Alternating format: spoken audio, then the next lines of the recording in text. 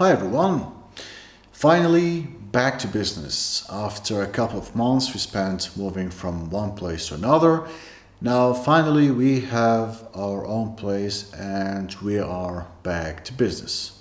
In today's video we're going to discuss if it's important or essential to have a university degree in the language you are teaching. Do I need it? Does it add something valuable to my teaching career? Can I succeed without it? Can I be a good English teacher without having this certificate? All of these questions, I'll try to discuss them and answer them in this video. I'll be right back.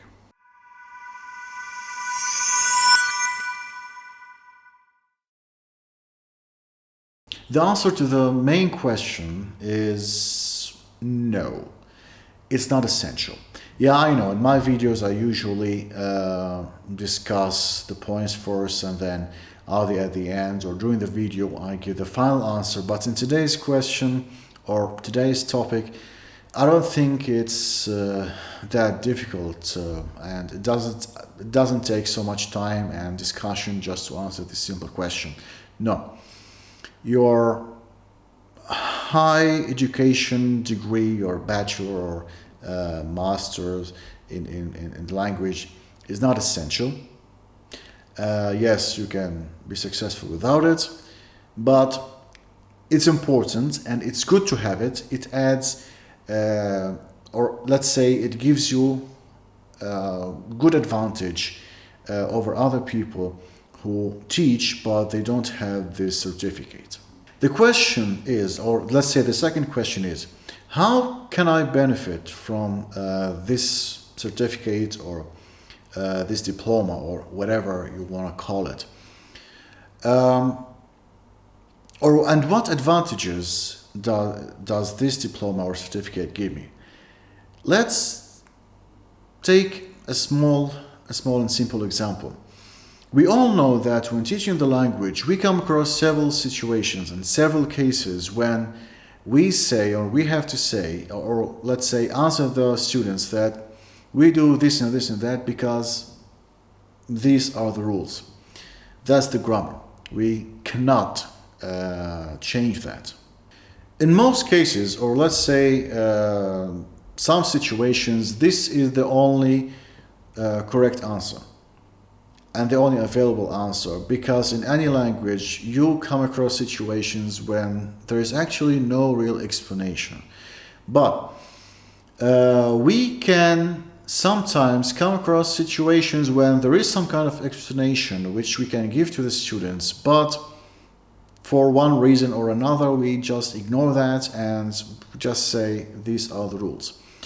Now, using this sentence too much, or let's say more than 60 or 70% of the times when there is a better answer, this may and will affect your reputation and your image in the eyes of the students because, as I mentioned in one of my videos, the students, or you are looked at, or you are in the eyes of the students, you are looked at as the Bible of the language, which means you cannot make mistakes. Everything you say is 100% correct. The teacher makes no mistakes. Of course, we all know that this is wrong. As long as we're human beings, we will always make mistakes.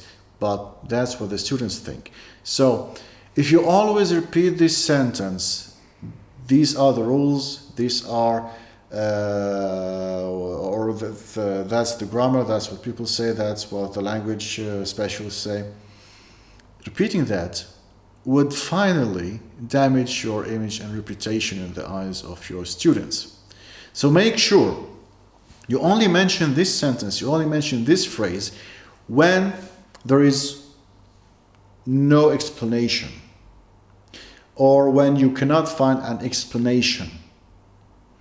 When you search, when you prepare for such questions, because they will come in or as a part of the material you have just or you prepared for your lesson, so you can expect some questions when you search and you don't find, so it's okay. The most important thing is to do your job, is to do your duty toward your career, your job, and your students. Don't forget that even native speakers don't know everything about their language. We will discuss this in another video. So don't be ashamed if you cannot, or if you don't have the answer for every question the students ask. Now, how can this degree or certificate help you in your teaching career? Having this degree or studying the language at university means that you don't only study the grammar or vocabulary of the language. You actually study the history of the language. Where did it come from? How has it been changing?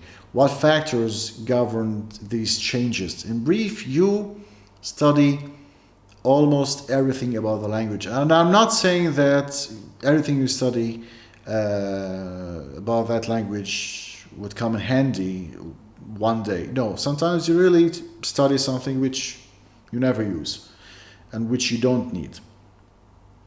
But you will have a database which you can always refer to and come back to whenever you face a situation when there is another answer other than these are the rules. It doesn't mean that acquiring this degree, this university degree, will make you forever use or give answers, and you will never use this sentence that these are the rules. No, of course, you will always use them. But as I said, using them would only be when you really face a situation when you have no other answer. When this sentence, these are the rules, are the correct sentence, are the only correct sentence or correct answer. Let's use this example. And I'm just going to give a short example. You know, in my channel, I don't teach English. I just try to simplify things.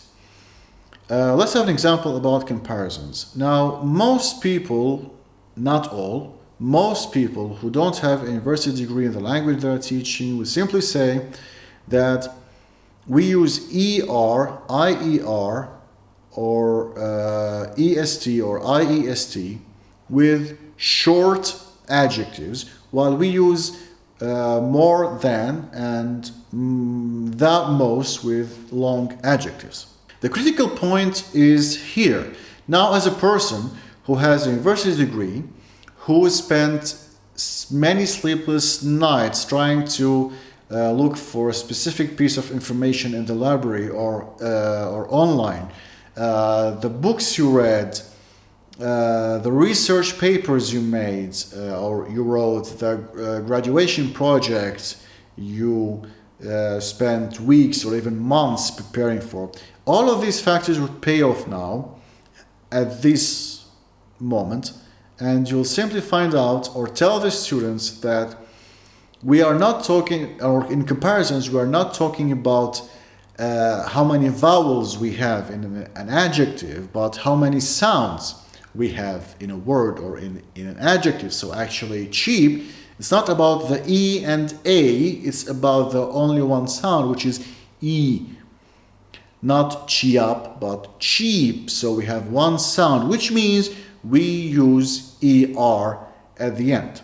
I want to remind you again and again, and I'll keep reminding, there are always exceptions. Don't forget that, please. Now, some people, some bosses or some companies where you work, they might and they would underestimate your degree and consider it as an extra which was not needed. Now, I'll tell you something, never trust these people, never trust these bosses. Most of them, but of course not all of them. And by the way, you can watch the video I made about bosses from here. For them, your ticket to success is your loyalty, not your experience, not your diploma, nothing else. So they have a lot of people who don't have a university degree with the language they are teaching, and they only started teaching or started teaching as a second education. So that's why for them, they will always give the impression to other people that, yeah, they don't have a university degree in English or Spanish or Italian or French or Japanese, but they are good teachers because it's not important. Don't trust them. It's important and it's good, not essential. Remember, it's good and important. The last question. If I don't have this university degree, does it mean I cannot become a good teacher? The answer is yes. You can become a good teacher. You can become a better teacher than a person with a master's degree in the language. A bus driver can become a better English teacher or Spanish teacher or Italian teacher than a person with Delta, not Celta, Delta. Yes, even a bus driver can become a great teacher. It's not about what certificates you have as much as about your skills, how you work on your natural skills, how you work on improving yourself and dealing with your weakness points and making good use of your strong points. I will discuss this topic in another video. So these were the ideas and the thoughts and my experience from the things I've been through, and I've seen people also being in the same position, and for some moments I thought that 90% or not 90%, everything I studied at university was for nothing. All my efforts were for nothing. But the time showed me that 90% of what I studied at university established a base for my or for the successful career in teaching I had. Now, why I had, not I have, something which I'll tell about in the future. Thank you very much for watching. You can always share your ideas and experience in the comments. Have a nice week and see you later.